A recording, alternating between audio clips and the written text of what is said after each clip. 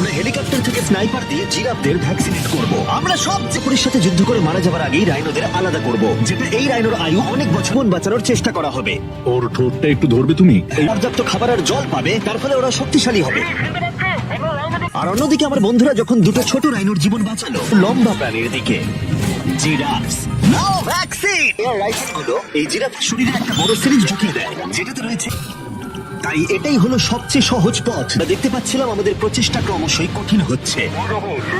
তাই আমরা সাউথ আফ্রিকায় কাজ সম্পূর্ণ করে চলে গেলাম ইউক্রেনে। আমরা ওদেরকে 7,000 মাইল দূরে সাউথ আফ্রিকায় উড়িয়ে নিয়ে গেলাম। এই অবধি 5 মিনিট অন্তর একটা করে কুকুর এই অ্যানিমাল শেল্টার গুলোর মধ্যে মারা যায়। আমরা একটা ছোট্ট বাচ্চা খুঁজছি। ও, একটা ছোট্ট পছন্দ হয়েছে।